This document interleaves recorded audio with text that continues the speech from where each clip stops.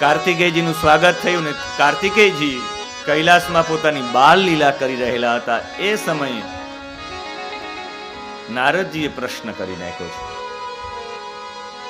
છે કે કાર્તિકેયજી જેમ ભગવાન શિવના તેજમાંથી ઉત્પન્ન થયા, મેં એવું સાંભળ્યું છે વપુષા મલ સંભવમ, માં પાર્વતીના વપુષા એટલે શરીરમાંથી, મેલ સંભવમ મલ સંભવમ એના મળમાંથી, એના મેલમાંથી, પાર્વતીના શરીરના મળથી, એના મેલથી એક બાળક ઉત્પન્ન થયું હતું.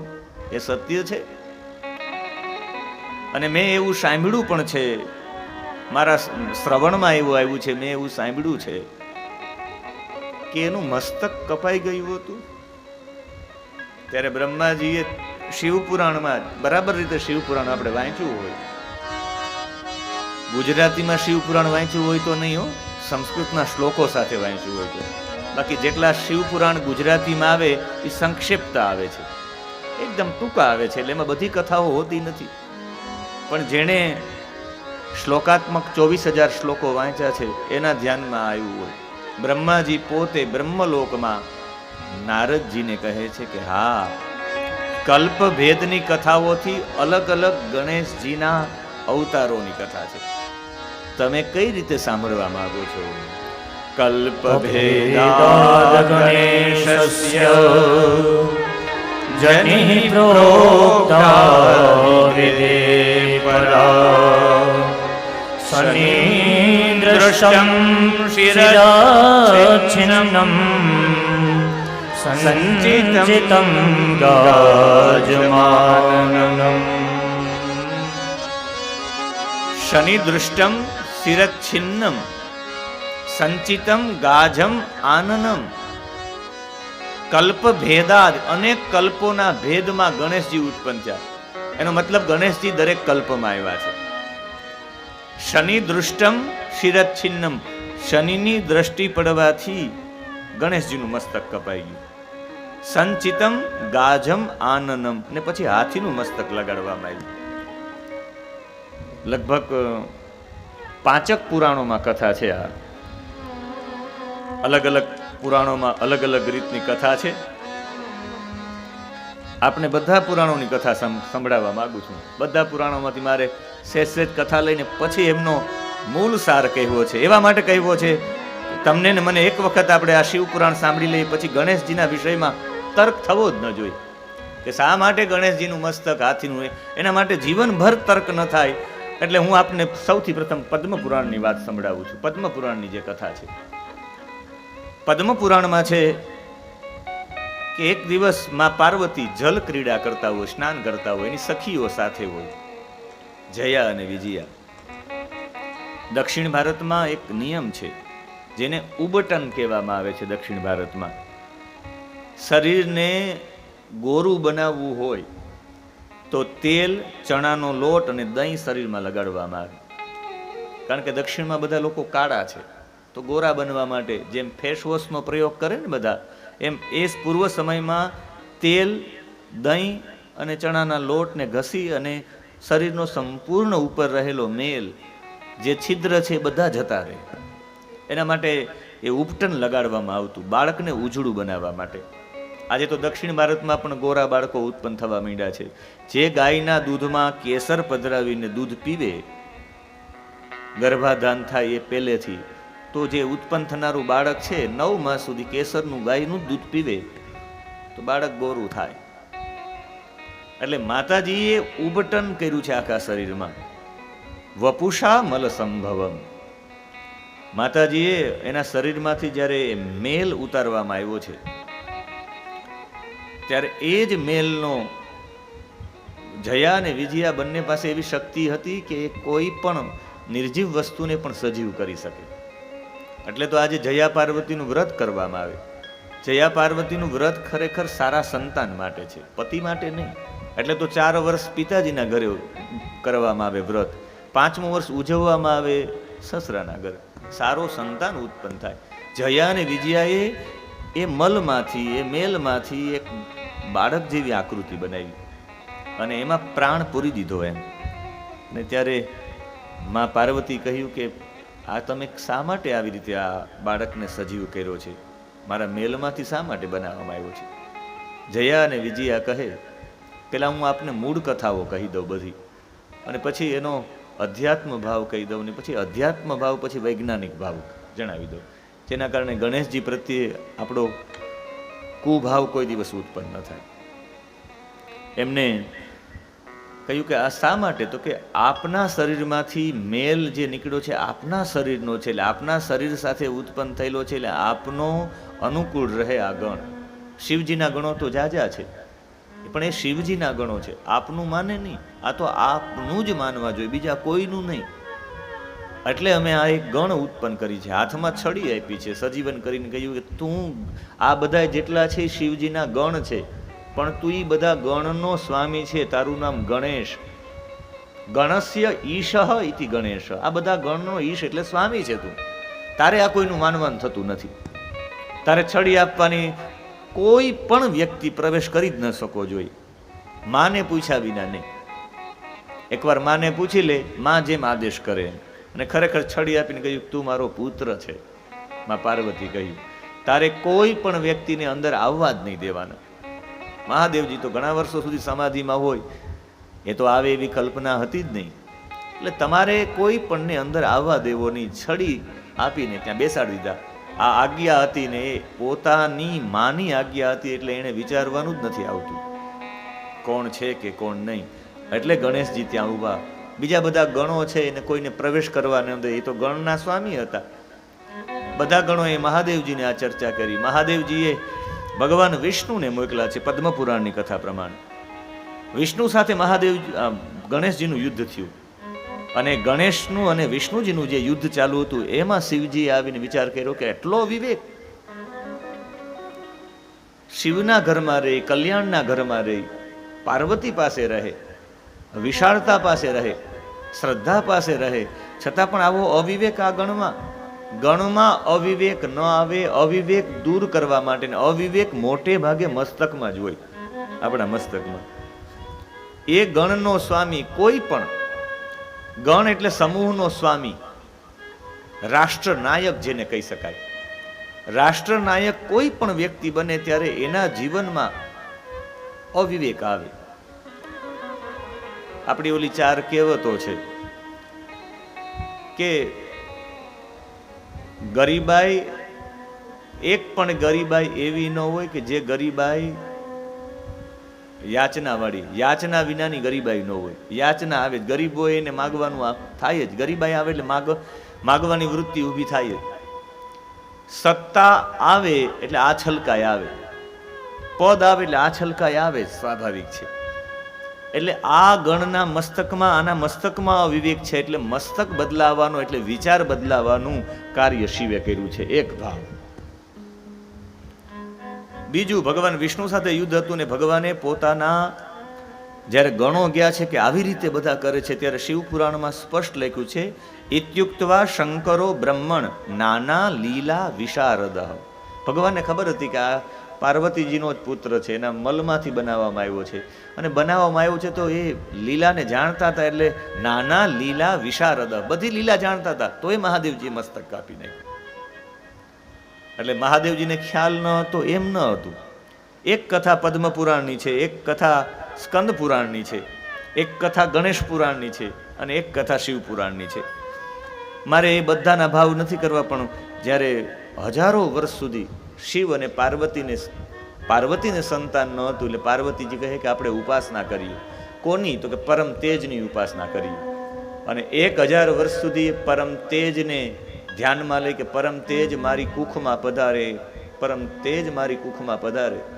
અને એ વિચારથી 1000 વર્ષ સુધી અભિષેક કર્યો, અને પછી એ પરમ તેજ પાર્વતીજીના ગર્ભમાં પધાર્યું.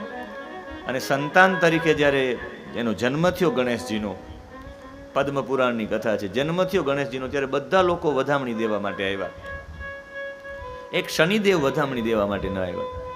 પાર્વતીજી કહ્યું શનિદેવ કેમ નથી આવ્યા, એમને બોલાવો. ત્યારે શનિ નીચી મુંડી કરીને આવ્યા. કહ્યું કે ઊંચું તો જુઓ. કે ના, માફ કરજો માતાજી, મારા પત્ની છે ગાંધર્વ ચિત્ર રથની પુત્રી, એ ઋતુ સ્નાનમાં હતા, અને એમણે મને કહ્યું કે કે તમે તો સતત ભગવાનનું ભજન કરો, મારી સામે તો જુઓ, હું ભજનમાં જ લીન રહ્યો, મેં એની સામે જોયું નહીં. ત્યારે એને મને શાપ આપ્યો કે હવે તમે જેના ઉપર દ્રષ્ટિ કરશો ને એનું મસ્તક કપાઈ જશે. એટલે જો હું દ્રષ્ટિ કરીશ તો તમારા દીકરાનું મસ્તક કપાઈ જાય. કે પરમ તેજ છે, આનું મસ્તક ન કપાય. એકવાર હું કહું છું, તમે જુઓ. અને શનિએ દ્રષ્ટિ કરી, અને દ્રષ્ટિ કરવાની સાથે શનિમ ચ લજ્જિતમ દ્રષ્ટવા, જેવી જેને શનિએ દ્રષ્ટિ કરી એનું મસ્તક કપાઈ ગયું. અને એ મસ્તક કપાઈને બ્રહ્મલોકમાં જતું રહ્યું, પરમ તેજમાં સમાહિત થઈ ગયું. એક કથા આ પણ છે. શિવપુરાણમાં કથા છે કે મહાદેવજી આવે છે, એના ગણોને જવા નથી દેતા. પોતાના ગણો માટે વિષ્ણુ સાથે યુદ્ધ કરતા હોય ત્યારે મહાદેવજી આવીને પોતાની પાસે રહેલા ત્રિશુલથી, વિજય નામના ત્રિશુલથી, શંકરજી પાસે જે ત્રિશુલ છે એનું નામ છે વિજય, ત્રિશુલથી મસ્તક કાપી નાખે છે. એક કથા એવી પણ છે, આપણે એમ થાય કે ગણેશજીને ભગવાનને એટલી ખબર નથી, પણ એના માટે બ્રહ્મ વૈવર્તક પુરાણમાં એક કથા છે. પેલા હું શાસ્ત્રો રીતે સમજાવવાનો પ્રયત્ન કરીશ, એમાં પણ તમને ગળે ઘૂંટડો ન ઉતરે તો પછી આધ્યાત્મિક રીતે નહીં, એમાંય ન ઉતરે તો વૈજ્ઞાનિક રીતે મસ્તક કાપવાની પાછળનો ભાવ. બ્રહ્મ વૈવર્તક પુરાણમાં કથા છે, માલી અને સુમાલી નામના બે રાક્ષસો હોય છે. એણે શિવજીની ઉપાસના કરી હોય છે. અને શિવજી તો એટલા બધા ભોળા છે કે કોઈ પણ ઉપાસના કરે તો એને એ જે જોતું હોય એ આપે, જે જોતું હોય. કોઈના પાપ જોતા જ નથી મહાદેવજી, ખાલી પુણ્ય જ જોઈ છે. એટલે તો વેદમાં મંત્ર છે, જાતે રુદ્ર શિવા તનોર ઘોરા પાપકાશિની તયાનસ્તન્વા સંતમયા ગિરિશંતા વિચાકશી. ભગવાન કેવા છે? જા તે રુદ્ર, તે રુદ્રનું, યા એટલે શરીર, તનુ, તનુ શબ્દ સંસ્કૃતમાં સ્ત્રીલિંગમાં ચાલે. ભગવાનનું તનુ શરીર કેવું છે? રુદ્રા એટલે કલ્યાણકારી. અઘોરા, મહાદેવજીનું શરીર અઘોર છે. અઘોરનો મતલબ નાતા નાયા ધોયા વિનાના એમ ન થાય. ઘોર એટલે ભયંકર, અને અઘોર એટલે જે ભયંકર નથી, શાંત. ન ઘોરા ઇતિ અઘોરાહ. આપણે કહીએ તો અઘોરી છે, નાતો ધોતો ન હોય એને અઘોરી ન કહેવાય, શાંત હોય એને અઘોર કહેવાય. ઘોર એટલે ભયંકર, જે ભયંકર નથી એ અઘોર, એ શાંત. અઘોરા અપાપકાશિની. અને મહાદેવજીનું શરીર કેવું છે? કોઈના પાપ જોતું જ નથી. પાપીમાં પાપી માણસ આવે તો એને મહાદેવ સ્વીકારે. અપાપકાશિની, ખાલી પુણ્ય જ જુએ. એટલે મહાદેવની ભક્તિ કરવાવાળા બધા રાક્ષસો જ છે કે આ પાપ નથી જોતા તો હાલો નહીં આપણે વરદાન મેળવી લઈએ. એવા વરદાન બધાએ મેળવા કે વાત ન પૂછો. ઓલા વૃકાસુરે તો એવું વરદાન મેળવ્યું, યસ્ય યસ્ય કરમ શીર્ષણી ધાસ્યતે મ્રિયતામ ઇતિ. જેના માથા ઉપર હાથ મૂકવું મરી જવો જોઈએ. મહાદેવજી કે ભલે કઈ વાંધો નહીં, તથાસ્તુ. અને એ જ ભસ્માસુર, એ જ વૃકાસુર મહાદેવજીની પાછળ દોડ્યું કે તારા મસ્તક ઉપર પેલો હાથ મૂકવો છે. ભોળાનાથ દોડતા દોડતા આગળ ને ભસ્માસુર પાછળ. બધા દેવતાઓ મુસીબતમાં આવી ગયા કે એની બાજુમાં જવાય નહીં, આ તો હાથ મૂકી દે. પણ મહાદેવજી, આપણે જાણવું જોઈએ કે આ મહાદેવજીને શા માટે મારવા માટે જોઈએ છે. નાના બાળક બનીને ભગવાન વિષ્ણુ આવે છે કે શા માટે મહાદેવજીની પાછળ દોડો છો? કે ગૌરી હરણ લાલસા, મારે તો પાર્વતીને પ્રાપ્ત કરવા છે. આ મરી જાય તો જ પાર્વતી મારા થાય. ગૌરી હરણ લાલસા.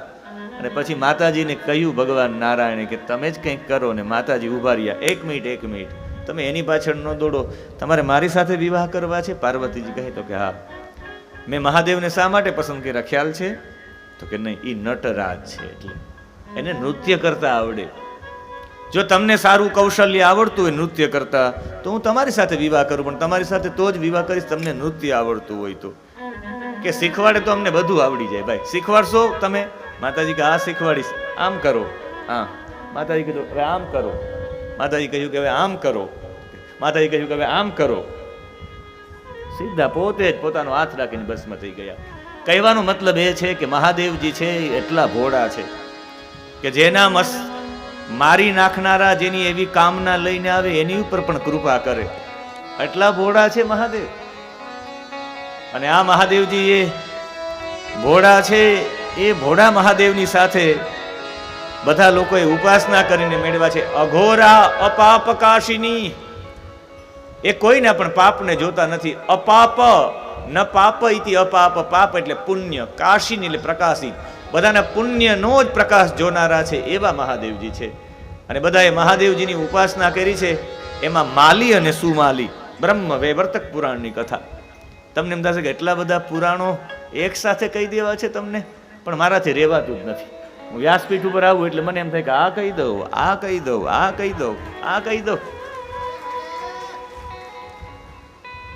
હું જો કદાચ કથાકાર ન બન્યો હોત તો આ બધી વાત મારા પેટમાં દુખે જ. કથાકાર બની ગયો એ સારું થયું, કહેવાય તો જાય.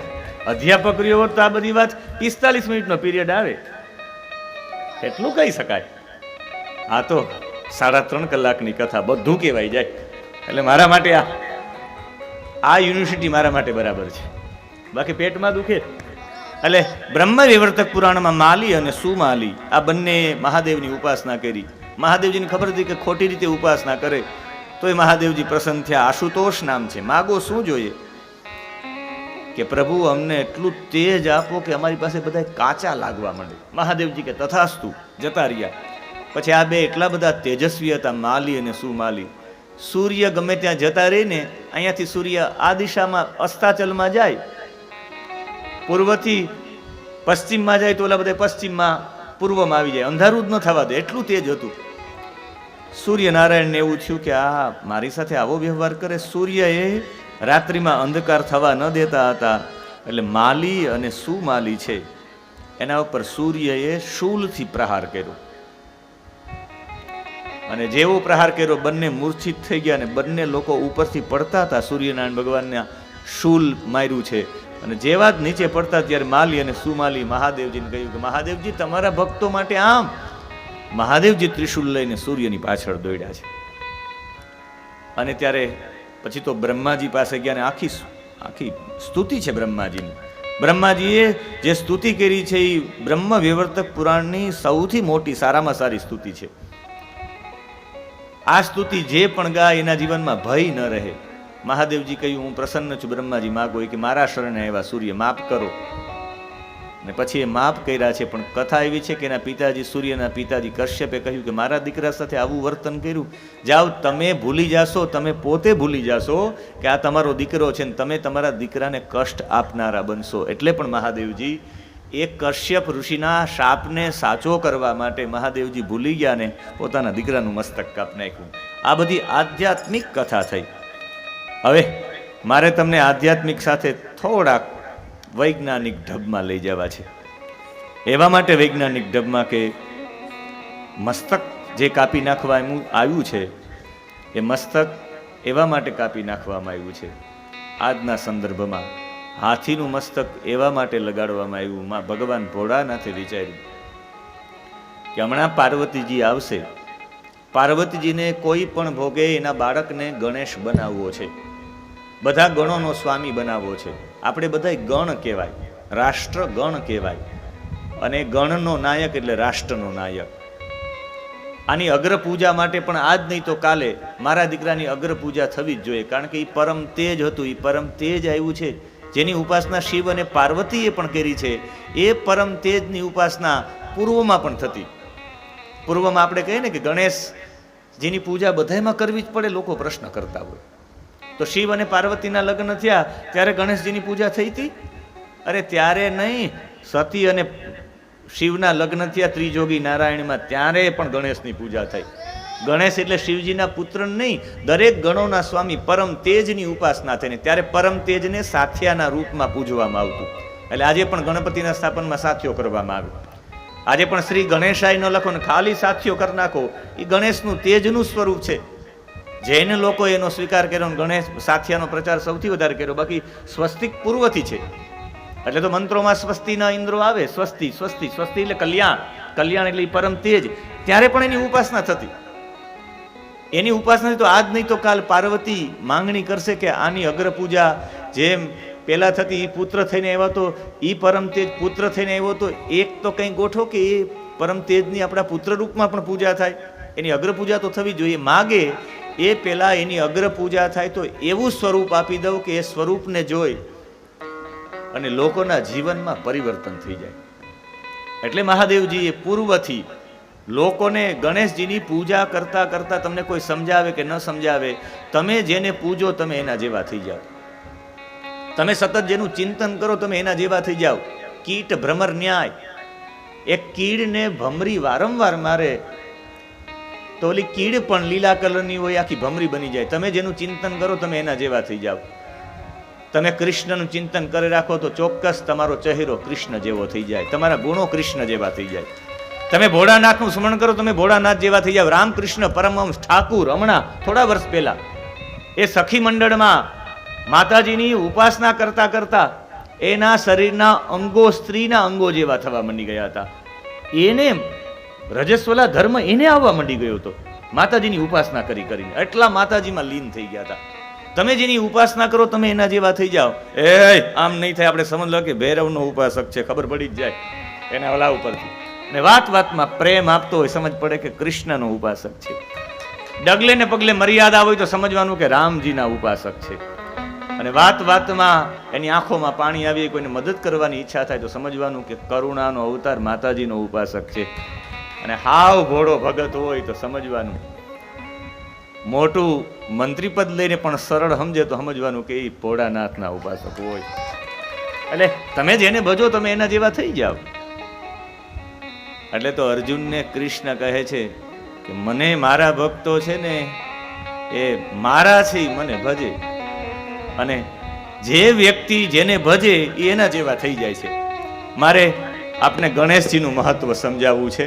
ગણેશજીને મારે કોઈ પણ રીતે આપના હૃદયમાં સ્થાપિત કરવા છે. આપણા ઉત્સવો છે એ ઉત્સવો બીજું કંઈ નહીં, આપણી મૂર્તિઓ છે એ મૂર્તિઓ વિચારોના કેન્દ્રો છે. મેં કાલે પણ આપને વાત કરી હતી, આજે પણ કરી દઉં. હાથીનું મસ્તક જ એવા માટે લગાવવામાં આવ્યું કે પેલો વેલો હાથી મળ્યો એ તો કથા છે જ, પણ હાથીમાં જેટલી વલ્કૂટ જેને અંગ્રેજીમાં કહેવામાં આવે, તાંત્રિક કોશિકાઓ મસ્તકમાં, મનુષ્યમાં જેવી તાંત્રિક કોશિકાઓ છે એટલી ટોટલી તાંત્રિક કોશિકાઓ હાથીના મસ્તકમાં છે. આજની ભાષામાં હાથીના મસ્તકમાં હિમ્પોકેમ્પસ જેને કહેવામાં આવે, ભાવના સંબંધિત ગ્રંથિઓ, જે મનુષ્યમાં જેટલી ભાવનાઓ ઉત્પન્ન થાય ને એટલી ગ્રંથિઓ જેટલી છે એટલી ટોટલી હાથીમાં છે. હાથીની અંદર આત્મ જાગૃતતાનો ગુણ બીજા બધા પ્રાણી કરતા વિશેષ છે. હાથીની અંદર કરુણા, હાથીની અંદર સહયોગ કરવાની ભાવના, હાથીની અંદર માતૃત્વ શક્તિ, હાથીની અંદર અનુકરણ કરવાની શક્તિ એના મસ્તિષ્કમાં સૌથી વધારે છે. શીખવાની સ્કિલ હાથીના મસ્તકમાં સૌથી વધારે છે. સૌથી વધારે સ્મૃતિ શક્તિ હાથીના મસ્તકમાં છે. ભાષા વ્યક્ત કરવાની કળા હાથીમાં સૌથી વધારે છે. કેટાશિયન અને પ્રાઇમેન્સ જેટલું મનુષ્યમાં છે એટલું ટોટલી હાથીમાં પણ છે. અને એ મસ્તક લગાડીને બતાવ્યું છે કે હાથીના મસ્તક દ્વારા એ ગણપતિનું પૂજન કરવામાં આવે તો એની આંખો જોઈને આજ નહીં તો કાલે આપણે ખબર પડી જાય કે જે પણ તમે કાર્ય કરો એમાં તમારી દ્રષ્ટિ છે એ દૂરદર્શિતા હોવી જોઈએ.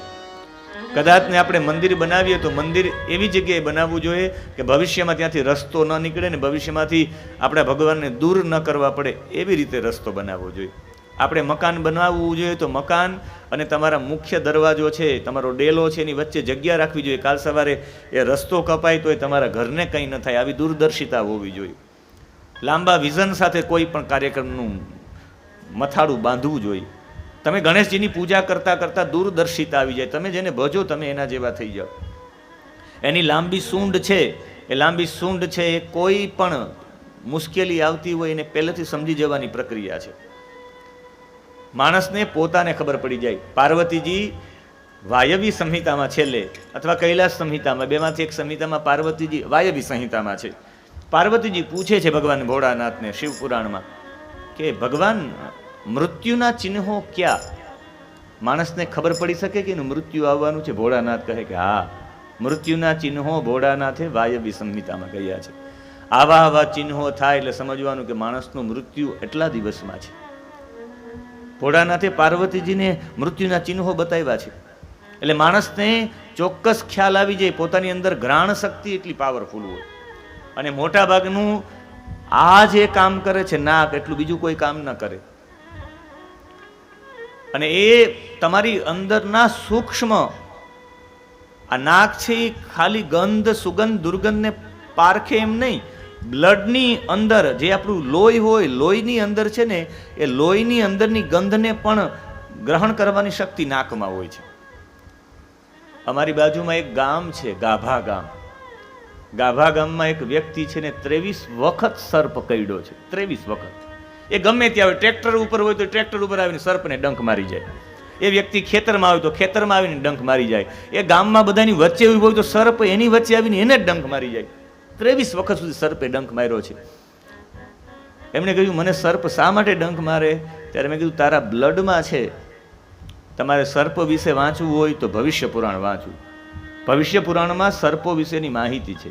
સર્પોને 220 પગ હોય છે. NGO વાળાને ખ્યાલ નથી, પણ વ્યાસે સૂક્ષ્મ માઇક્રો ઓબ્ઝર્વેશન કર્યું છે. સર્પ ચાલે ત્યારે રૂવાટી જેવા પગ હોય એને, 220. ચાલે ત્યારે નીકળે ને જેવા ચાલવાનું બંધ કરે એટલે રૂવાટીઓ પાછી અંદર આવતી રહી. સર્પ છે ને 4 દાઢો હોય છે. એના નામ છે કરાલી, મકરાલી, યમદૂતી નામ છે. એના આ જમણી આંખમાં ઝેર હોય, પછી જ્યારે ગુસ્સે થાય એટલે ધમનીઓમાં આવે, પછી એમ થતા થતા દાઢમાં આવે. સર્પોની આખી માહિતી છે. સર્પો છે એ સર્પોની આંખ છે, એ આંખમાં તમારી આંખ મળી જાય. સર્પોની આંખ સાથે તમારી આંખ મળી જાય અને તમે સ્નેહને છોડો એટલે એ જ સમયે સર્પ ત્યાં ઊભો રહે છે. પ્રાણીઓ, પક્ષીઓ જે પણ હોય, તમારી આંખથી આંખ એની મળવી જોઈએ. આંખથી આંખ મળે ને તમે અંદરથી વાત્સલ્ય ઊભું કરીને, જો મોટા ભાગનો હા ગાય મારશે, ગાય મારશે, એ જાય એટલે ઓલી માથું મારે. તમે અંદરથી જ એવી ભાવનાઓ લઈને જાઓ છો એટલે ગાય માથું મારે. અને ઓલા જે રોજ પાડતા હોય એને કંઈ નહીં, ત્યાં જઈને હાથ ફેરવી નાખે, એને કંઈ ન, એની આંખમાં જેવો ભય છે એવી ઓલી સામેની આંખમાં પણ ભય ઉત્પન્ન થઈ જાય. એને પણ એમ છે કે હમણાં મને મારશે. એ જ કૂતરા તમને કરડવા માટે દોડે, તમે આમ આમ આમ કરતા જાઓ, એ જ કૂતરું કરડવા માટે દોડે. બાકી એમને પ્રેમથી નીકળી જાઓ. એની આંખથી આંખ મળે ને તમે જેવું અંદરથી જે છોડો એવું સામે છૂટે. આપણે શું ભાઈ, પ્રેમ પરસ્પર હોય, આપણે કોઈ પ્રત્યે સ્નેહ હોય તો સામેવાળાને પણ સ્નેહ હોય. આપણે મનમાંથી આવવું હોય તો એને પણ આવવું હોય. એક રાજા અને વેપારી બંને લોકો હતા. વેપારી વિચાર કરતો કે રાજા મરી જાય, રાજાને મારી નાખું, જમણવારમાં કંઈક મારા ઘરે બોલાવી જમણવારમાં ઝેર નાખીને મારી નાખું તો હું પછી રાજા બની જાઉં. તો રાજા વિચારતો કે આની પાસે એટલા લાકડાના વેપારી છે, હું રાજાને મારી નાખું તો, હું વેપારીને મારી નાખું તો. અને પછી બે જયમાં નહીં, પછી નીકળતા હતા. ઓલાએ આના ભોજનમાં ઝેર નાખ્યું હતું, આને આના ભોજનમાં ઝેર નાખ્યું હતું. રાજા પણ ઘેરથી લે કે હું એક છે લઈ આવું, મારું ભોજન તમારે કરવું પડશે. ઓલો કે તમારે મારું ભોજન કરવું પડશે. બે જયમાં નહીં. અને નીકળ્યા ત્યારે કહ્યું કે માફ કરજો, હું તમને મારવા માટે આવ્યો હતો, મારા ભોજનમાં ઝેર હતું. એ કે માફ કરજો, તમારા ભોજનમાં મેં ઝેર નાખ્યું હતું. પરસ્પર હોય ને એકબીજા. તમે જેવી ભાવના રાખો એવી સામેવાળો ભાવના રાખે. હાથીનું મસ્તક છે એ, એની અંદરની જે સૂંઢ છે એ દૂર સુધી કોઈ પણ એવી કંઈ ઘટના થવાની હોય, સૂંઘવાની શક્તિ ઘ્રાણ શક્તિમાં હોય છે, નાકમાં હોય છે.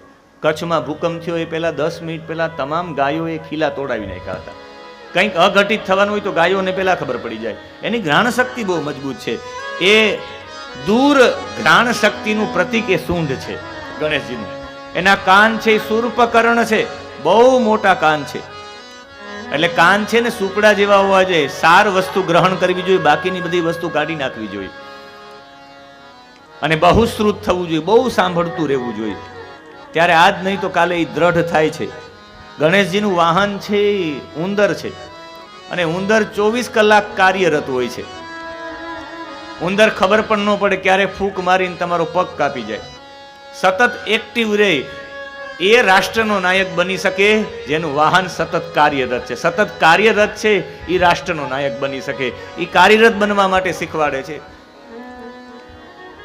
અને એના હાથમાં મોદક છે, ગણેશજીના હાથમાં.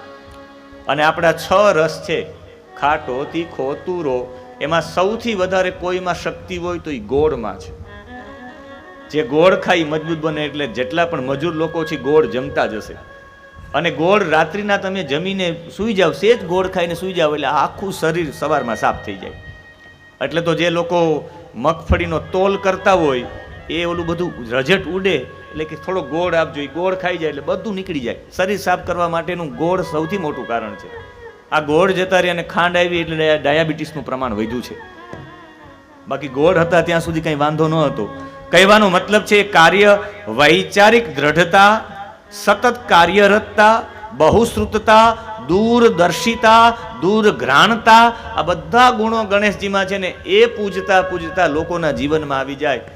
એ ભાવ સાથે ભગવાને એનું મસ્તક હાથીનું લગાવ્યું છે. અને બીજું, જે મસ્તક અવિવેક વાળું હોય ભગવાન શિવ એને પસંદ ન કરે. આ મસ્તકમાં એવું જ હતું, કોઈને આવવા નહીં દેવા, કોઈને